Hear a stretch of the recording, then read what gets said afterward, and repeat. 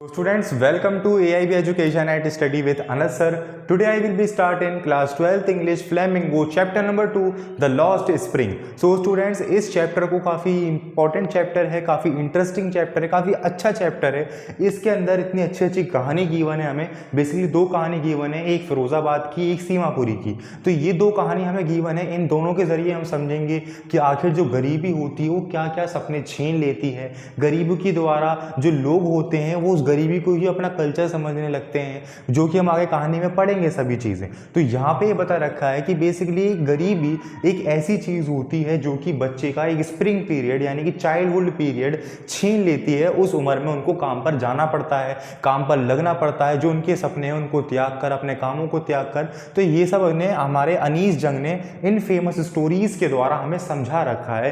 काफ़ी इंपॉर्टेंट, काफ़ी अच्छी स्टोरी है। हम इसको सभी स्टोरी को, दोनों स्टोरीज को आज की क्लास के अंदर ही कवर करें, काफ़ी दिलचस्पी के साथ पढ़ेंगे। तो स्टार्ट करते हैं आज की क्लास को, बट उससे पहले हम ये समझते हैं। तो अनीस जंग is a famous story writer, alter distribution of rag picker of Seemapuri and bangle makers of Firozabad. जैसा कि मैंने आपको बताया कि एक कहानी पढ़ेंगे हम सीमापुरी की, जो कि रैग पिकर है यानी कूड़ा बीनने वाला लड़का है, जिसका नाम है साहिब आलम, और दूसरा लड़का है बैंगल मेकर यानी कि चूड़ियाँ बनाता है वो फिरोजाबाद के अंदर, जिसका नाम है मुकेश। ठीक है। The chapter is about perpetual poverty, certain groups of people and the traditional which make poor people live a life exploitation. It sentences the leaders step forward to save the spring, the childhood beautiful parts of human life. तो ये था हमारा basically एक overview सारी chapter का। सो I hope आपके भी clear हुआ होगा। अब हम पढ़ते हैं पहले फर्स्ट स्टोरी को, यानी साहिब आलम की स्टोरी। स्टार्ट करते हैं अपने फर्स्ट स्टोरी के पार्ट को, तो जिसका नाम है साहिब आलम। तो देखिए, name means Lord of universe. सबसे पहले हमें इसके नाम का मतलब पता होना चाहिए कि नाम का मतलब आखिर है क्या। तो इस नाम का मतलब है कि पूरे यूनिवर्स, पूरे ब्रह्मांड के मालिक को साहिब आलम बोला जाता है। ही earns living by rag picking, जो कि अपनी जीविका चला रहा है। कैसे? रैग पिकिंग कर कर, कूड़ा बीन कर, जिसका नाम है साहिब आलम, एक लड़के का नाम है बेसिकली। लीव्स इन सीमापुरी, जो कि सीमापुरी के अंदर रहते हैं। काफ़ी गंदा एरिया है, ना ही पानी का सिस्टम अच्छा है, ना ही नालियों वगैरह सिस्टम अच्छा है, काफ़ी ज़्यादा गंदगी रहती है, गवर्नमेंट का ज़्यादा ध्यान नहीं है उस जगह पर। तो ये लीव्स इन सीमापुरी के अंदर रहते हैं, काफ़ी गंदा एरिया है। वॉक्स इन बेयर फूट, और साथ में इसमें हमें इंपॉर्टेंट पॉइंट ये याद रखना है कि वो जो लड़का है साहिब आलम, वो नंगे पैर कूड़ा बीनता है, नंगे पैर ही हमेशा हरदम रहता है। और साथ में ही नंगे पैर रहने को वो बुराई नहीं समझते, उनका ये समझ लो कल्चर वो मान लिया है। उनके पेरेंट्स ने, उनके घर वालों ने उनके दिमाग में डाल दिया कि बेटा तुम्हारे पास चप्पलें तो हैं, बट वो खराब हो जाएंगी, तो रख रखी है हमने अलमारी में।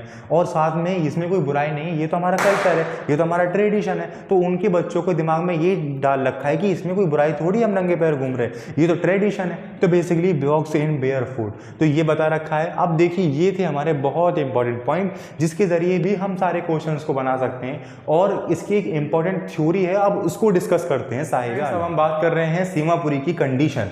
तो देखिए, on the outskirts of Delhi eight miles away from it home of 10,000 rag picker, यानी सीमापुरी का जो एरिया है वो 10,000 कूड़ा बीनने वाले लोगों का है, यानी 10,000 रैग पिकर्स का वो घर है अपना। ठीक है। उसके बाद क्या है? Making their living by rag picking, यानी कि अपनी जीविका को वो इसी काम के जरिए चलाते हैं। Houses have roofs made of tin, tarpaulin and no proper drainage and sewage। इसका मतलब ये है कि उन लोगों ने अपने घर कैसे बना रखे हैं, बेसिकली छत पे टीन डाल रखी है, किसी ने पिन्नियाँ डाल रखी हैं, और ना ही वहाँ पर प्रॉपर ड्रेनेज सिस्टम है, स्वेज सिस्टम है, काफ़ी ज़्यादा गंदगी है। तो ये सब हमें बताया गया। Food and survival more important than an identity, garbage to them is gold and it means is survival, यानी कि बता रखा है खाना ज़्यादा इंपॉर्टेंट है वहाँ पे। ऐसा नहीं है कि हमारे पास बहुत सारे पैसे हों, बट खाने को मिल जाए सुबह शाम के लिए, वो कैसे न कैसे करके इंतजाम हमारे पास हो जाए।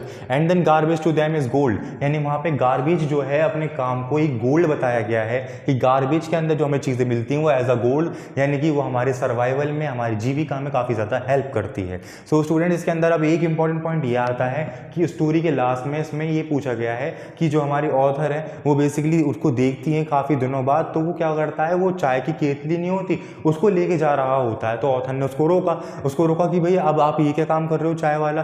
तो उन्होंने कहा कि अब मैं वाला काम है ना मैंने छोड़ दिया, अब मैं एक दुकान पे लग गया हूँ, वो मुझे खाने को दे देते हैं और थोड़े बहुत पैसे दे देते हैं, पैसे तो शायद नहीं देते, वो कुछ मुझे खाने पीने को दे देते हैं, मैं उनकी चाय वगैरह पहुँचा कर आता हूँ। तो अब यहाँ से ऑथर ने मेंशन किया है कि पहले के समय में जब वो रैग पिकिंग कर रहा था तो वो बिना किसी टेंशन के, बिना ढंग के अपने दोस्तों के साथ घूम रहा है, कूड़ा बीन रहा है, जहाँ मन चाह रहा है वहाँ जा रहा है। मगर अब वो किसी के यहाँ काम करने से क्या हो गया है, वो बंध गया है, वो ना ही अपनी मर्जी से कहीं जा सकता है, कहीं आ सकता है, भले ही अब उसके पास पहनने को कपड़े हैं, भले ही उसके पास अब खाने को सही खाना है, मगर उसका जो चाइल्डहुड की जीवन की एक पार्ट ऑफ लाइफ है वो सब छीन चुकी है, एक स्प्रिंग छीन चुका है उससे। तो यहाँ से हमें ये मेंशन हुआ है इस स्टोरी से। सो आई होप आपके भी क्लियर हुई होगी। फिर भी अगर आपको कहीं कोई डाउट हो तो आप मुझे कमेंट सेक्शन के अंदर ज़रूर बताएं। अदरवाइज अभी हम मूव करते हैं नेक्स्ट स्टोरी की तरफ, यानी मुकेश की स्टोरी। मूव करते हैं अपनी नेक्स्ट स्टोरी की तरफ, यानी मुकेश की स्टोरी की तरफ। तो मुकेश की कहानी के बारे में कुछ इंपॉर्टेंट पॉइंट्स ये हैं जो कि आपको आने चाहिए कि Mukesh are the bangle maker of Firozabad.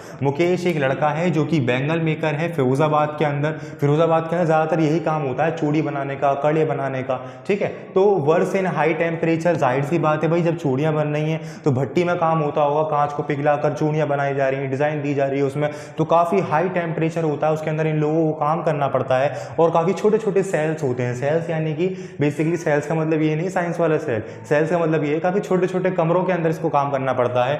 And hazards working condition, काफ़ी बेकार कंडीशन है काम करने की। और इस काम करने की कंडीशन से जो है इनकी बहुत से लोगों की आंखें भी चली जाती हैं, क्योंकि काफ़ी ज़्यादा हाई टेम्परेचर में काम करना पड़ता है, भट्टी के आगे उसमें लोहा पीटना पड़ता है। तो काफ़ी ज़्यादा काम ऐसा रिस्की है जिसके अंदर कई लोगों की आंखें भी खो चुकी हैं। मगर क्या है, इनका पीढ़ी दर पीढ़ी काम है, इनके पास आए हैं नो एनी अदर स्किल्स, इनके पास कोई भी अदर स्किल्स नहीं है। तो जो काम उन्होंने सीखा रखा है, जो पहले से खानदानी चलता हुआ आ रहा है, वो ही ये कर रहे हैं। तो dreams of being a motor mechanic wants to break the lineage, यानी कि बट हमारा जो मुकेश है इसका ये ड्रीम है कि मैं ये काम ना करूं, मैं एक मोटर मैकेनिक बनूं, मैं मोटर मैकेनिक बनना चाहता हूं, साथ में एक मैं ये चाहता हूं कि मैं कार चलाऊं, ये उसका सपना है, ठीक है। सो ये थे हमारे कुछ इंपॉर्टेंट पॉइंट्स जो कि इस कहानी की सभी थ्योरी को हमें समझा देते हैं कि आने वाली कहानी के अंदर क्या क्या बातें होने वाली हैं। सो अब हम बात करते हैं कि बैंगल मेकर की जो फैक्ट्री थी उसकी कंडीशन क्या थी, उसके अंदर क्या क्या चीज़ें चल रही थी। सो मूव करते हैं उस टॉपिक। हमारे पास है कुछ फैक्ट्री की condition,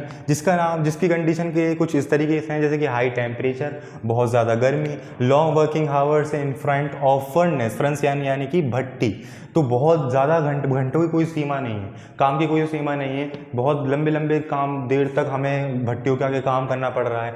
eyes more adjusted to dark than light, यानी देखो कभी आपने देखा होगा ना किसी ज़्यादा रोशनी वाली चीज़ को तरफ देखते रहो तो हमारी आंखों के आगे अंधेरा आ जाता है। तो यहाँ पे हमें ये मेंशन किया गया है, boys and girls are as parents in the dim light of flickering oil lamps, dust from polishing bangles affect their eyes skin and health, यानी कि जो हमारी बैंगल्स हैं उनको पॉलिश करके जो भी डस्ट निकल रही है ना वो हम बेसिकली ऑब्जर्व कर रहे हैं, हमारी सांसों के जरिए हमारे अंदर जा रही है, तो हमारी आंखों के लिए, हमारी स्किन के लिए और साथ साथ एज वेल एज हमारी हेल्थ के लिए बहुत ज़्यादा नुकसानदायक है जो हम डस्ट निकलती है हमारी इसको पॉलिश करने के लिए बात, ठीक है। Exploited by money lender, police, bureaucrats, politician, fear of being ill treated by police, live in a state of intense poverty, over crowded place with the humans and animal. तो बेसिकली बता रखा है कि इन सब चीज़ों का कारण जो है, जो आज हम बैंगल मेकिंग कर रहे हैं, इतनी गंदगी में रह रहे हैं, इतनी मुश्किलात में रह रहे हैं, तो इन सब का कारण एक अकेले हम ही नहीं या फिर हमारी फैमिली ही नहीं, इसका कारण पॉलिटिशियन भी हैं, पुलिस वाले भी हैं।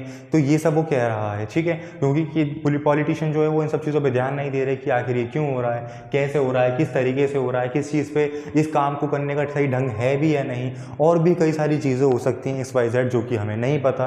बट उसने मेंशन किया है कि इन सब का कारण सिर्फ हमारे घर वाले नहीं हैं, इसका कारण पुलिस भी है, पॉलिटिशियंस भी हैं, ठीक है, और free of being ill treated by police, यानी कि पुलिस की गलत व्यवहार से, और भी बहुत सारी चीज़ें। तो ओवर क्राउडेड प्लेस, यानी जहाँ वो रहते हैं बहुत ओवर क्राउडेड प्लेस है, काफ़ी ज़्यादा लोग रहा करते हैं, काफ़ी ज़्यादा एनिमल्स हैं। तो इसी के साथ हमारी इस स्टोरी का एंड होता है कि बेसिकली एक मुकेश लड़का है है जो कि बैंक मेकिंग का काम कर रहा है, फिरोज़ाबाद के अंदर कर रहा है, काफ़ी गलत जगह है बेसिकली। और साथ में जो वो काम कर रहा है उससे उसकी स्किन को, हेल्थ को और साथ ही आइज़ को काफ़ी ज़्यादा नुकसान पहुंचता है, जिससे वो आइज़ भी जो आंखों की रोशनी होती है वो भी खो देते हैं। और इन सब सिचुएशन का कारण उसने अपने आप को नहीं बताया, अपने साथ साथ पॉलिटिशियंस को और पुलिस वालों को भी इसका कारण बताया है। और साथ में ही पुलिस का जो गलत व्यवहार है कि ये इलीगल काम है, भागो भागो भागो, ऐसे इस तरीके से। ठीक है, सो ये थी हमारी overall story. So I hope आपके भी क्लियर। आज की क्लास की वीडियो में इतने ही। आज की क्लास की वीडियो में बेसिकली हमने chapter number 2 the lost spring को कवर किया है। सो आई होप आपके भी अच्छे से समझ में आई होंगी दोनों स्टोरीज।